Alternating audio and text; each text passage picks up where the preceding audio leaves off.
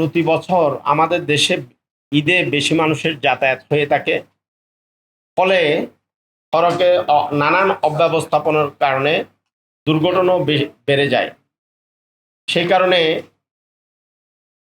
বিগত 2016 সাল থেকে বাংলাদেশ যাত্রী কল্যাণ সমিতি সরকারের সংশ্লিষ্টদের ঘুম ভাঙাতে নিয়ন্ত্রক সংস্থা ও আইন শৃঙ্খলা রক্ষাকারী বাহিনীকে মাঠে সক্রিয় রাখার নিয়তে প্রতি বছর ঈদের আগে পরে যাত্রী সাধারণের নানান দাবি দাওয়া নিয়ে আপনাদের সম্মুখে হাজির হই। সদ্য বিদায়ী ঈদুল আজহায় সড়ক দুর্ঘটনার প্রতিবেদন নিয়ে আজ আপনাদের সম্মুখে হাজির হয়েছি। প্রিয় বন্ধুরা, পরিবহন মালিক ও শ্রমিক সংগঠনের প্রভাবমুক্ত থাকায় সড়কে চাঁদাবাজি কমলেও এবারের ঈদে অতিরিক্ত ভাড়া আদায়ের নৈরাজ্য চরমভাবে বেড়েছে।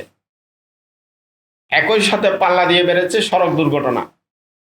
ঈদের আগে ঈদের ছুটি কম থাকায় একসাথে বেশি মানুষ রাস্তায় নামার কারণে মানুষের যাতায়াতের ভোগান্তি, দীর্ঘ যানজটে আটকে পড়া, কাউন্টারগুলোতে চরম ভিড় এবং সড়কে বেপরোয়া যানবাহনের কারণে দুর্ঘটনা বেড়েছে।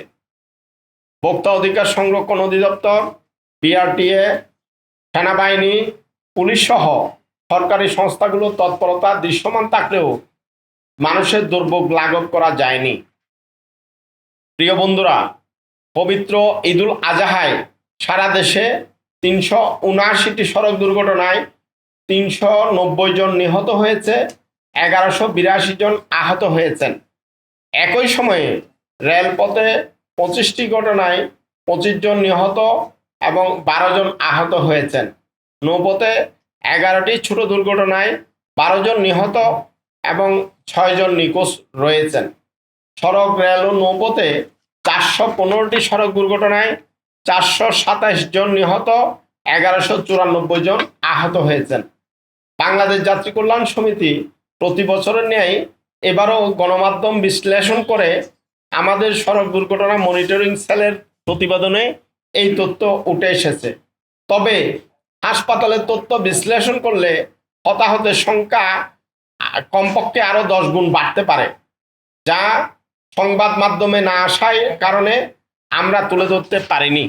সড়ক দুর্ঘটনা, এইসব সড়ক দুর্ঘটনাগুলো ধরন বিশ্লেষণ করলে দেখা গেছে মোট সংঘটিত দুর্ঘটনার 37.20% জাতীয় মহাসড়কে, 28.23% আঞ্চলিক মহাসড়কে, 28.49% ফিডার রোডে সংঘটিত হয়েছে।